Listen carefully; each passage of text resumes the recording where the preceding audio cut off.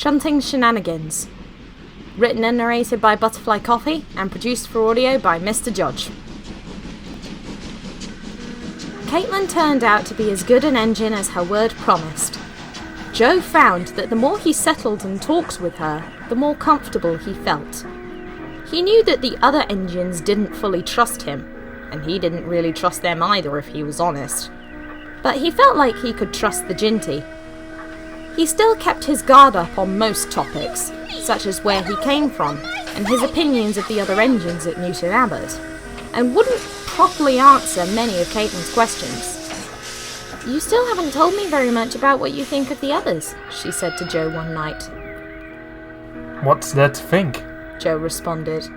He had had a long and tiring day, along with being constantly haggled by Lizzie about late trains, and hearing the word industrial being incessantly shrieked at him if he ventured near some of the sidings. Caitlyn never properly caught on to why Joe sometimes responded as he did. She knew that he had worked hard and wanted to rest, but she didn't see that all the constant chewing out he received from some of the engines wore on him too. There's all sorts to think of them. Some engines are nice, like Hercule or Duchess, and some of them can be grumpy or scary, like Lizzie or Louise. "Louise? Scary?" Joe scoffed. "I'd rather go for another air raid than listen to her go on about the hinges of Brunel's walking stick." Caitlyn shivered. "Please don't mention air raids," she shuddered through chattering teeth. "I still have horrible dreams about the last one. Besides, all of Louise's screeching makes me nervous." Joe chuckled and rolled his eyes. "I know Louise's sort. Trust me, you're better off not paying them any mind. And I guess some of them are okay. That Hercule seems alright. But everyone just seems to work so slowly. The way that bloody mogul bangs on at me, you'd think I was standing around being like a stationary boiler watching the grass grow." The industrial paused, and then remembered. "Oh yeah, my offering to teach you fly shunting still stands, you know." Caitlyn smiled. "I'd like to learn, but are you sure it's safe? What would Mr. Turner say if he caught us thumping wagons about? What if we broke one?" "Ah, we won't break one," Joe replied. "Besides, my crew asked Mr. Turner if it was okay first time round, and he gave him the all clear. And if I have anything to say about it, you won't break a thing." Caitlyn was comforted by Joe's reassurances. He had a way of speaking that was both humble and confident at the same time. It made her a little excited to learn how to fly shunt the next morning. Sure enough, bright and early, the two tank engines made their way northbound into Hackney Yards. Mr. Turner did indeed find them some wagons to practice with. They were old and empty, making Kingdom look as if he was brand new. The shunters had set the point so that the wagons would roll into some empty sidings, where more empty wagons sat at the end. Joe set his truck into position and backed down next to the Ginty. "Okay, so the first thing you do is locate where the shunters are." Caitlyn made a noise of acknowledgement, her eyes scanning the yard for workmen. The only two that were in the yard were by the workman's hut, watching the spectacle. She made another noise and looked back to Joe, who gave her more directions. Then you give a few blasts on your whistle, surge forward and give the truck a hard shove. But not too much, just enough so you don't have to follow it down the yard. He grinned a little.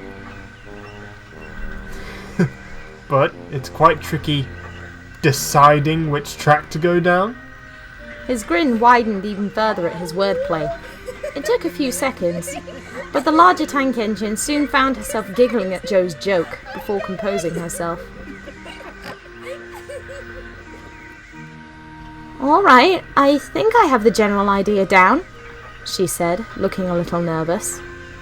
After a pause, Caitlyn added, "Would you mind showing me a practical demonstration?" The industrial tank grinned. "With pleasure." And with that he quickly surged forwards. Perhaps too quickly, as with an almighty clang, his buffers collided with the trucks, and it began snaking its way into the yards, only just staying on the track. One of the quick-thinking shunters saw this and dove straight for the point lever, pulling it just in time to divert it away from the waiting goods train and down another empty siding. The other shunter looked a little bemused. "That's funny, how'd that happen?" he muttered to himself as the tank engine rolled up. Sorry, sir. Joe apologised as he came to a stop. That one was a bit harder than I expected. Just then, his driver leaned out of the cab looking flustered. "Do you have any idea where you sent that truck?" he rapped. "Of course I do. Down there," the shunter replied, gesturing to the siding the truck had gone down. "Oh, now you've gone and done it," Joe's driver groaned, mopping his brow. No sooner had he finished his sentence, a series of clatters and clangs rang out across the yard. Engine and men looked on in utter disbelief as the rickety old wagon careened off the track where the buffers should have been and across a few yards of mud and dirt, before promptly disappearing from view into the River Team. "That siding was having its buffers replaced, you tool!" Joe's driver said to the shunter. The wide-eyed industrial stood there for what felt like a few minutes, before quietly rolling back to where he'd started. Caitlyn hurried to meet him halfway. "Joe, are you okay? What happened?" Joe didn't say anything, and it didn't take the Ginty very long to spot the men on the embankment, clamouring and arguing about how and if to fish the old truck out from the river. At last, Joe broke the silence with a smile of unease. Okay, Caitlyn. First rule of fly shunting. You see what I did just there? Yes? The smaller tank engine started chuckling in an unsteady manner. Don't do that.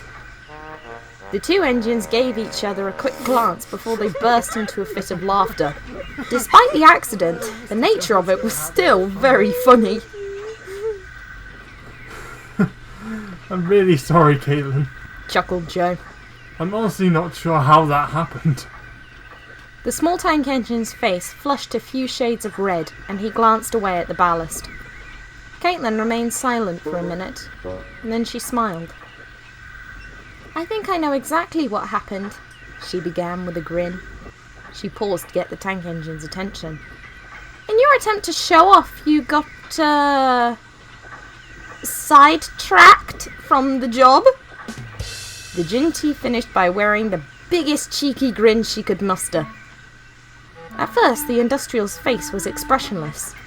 Then it dawned upon him. Had she?